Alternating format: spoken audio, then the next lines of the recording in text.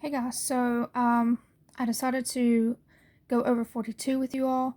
So in the problem, it's stating that horse coat color shows incomplete dominance. If you go back to part of your introduction, it states about incomplete dominance and what that is.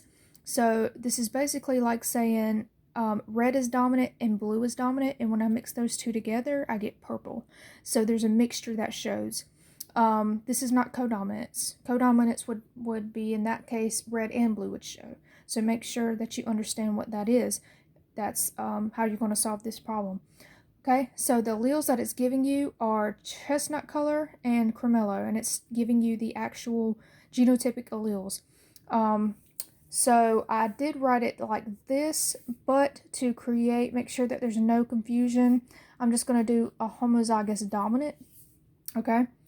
If you do it that way, that's okay. I just want to see if you're understanding what is going on. So, moving on. So, heterozygous individuals have the phenotype polymono. So, remember heterozygous, that's dominant and a recessive, or both dominant different alleles. So, understand that that's what that means, okay? So, in this instance, we have a chestnut color, we have two different colors, and cremello color. Okay, so for heterozygous, we're going to show in the genotypic allele that polymono is the dominant trait for chestnut and the dominant trait for cremello. So this horse has both of these genes, and they're both being shown by mixing and giving a polymono color. Okay?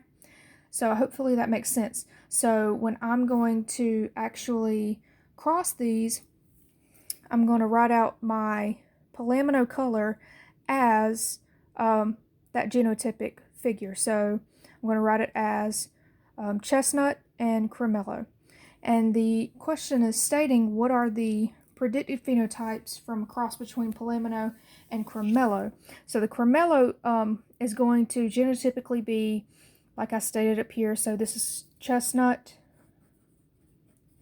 this is cremello, okay? So this is what we are going to be crossing with that polymono. So that's going to be capital H superscript CR, capital H superscript CR, okay? Don't get confused about how that's written. Just make sure you understand that that's a cremello allele, and that's how you write it out, okay? So again, I made that homozygous dominant. All right, so now what we're going to do is we're going to make a monohybrid cross, and we're going to cross these two.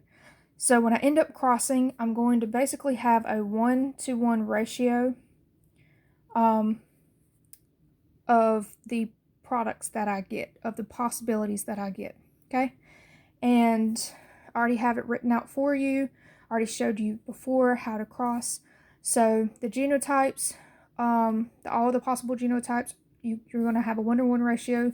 So that's the same thing as saying 2 to 2, because here you see these are the same and these are the same. So you're only going to have an outcome of polymono and cremello. All right.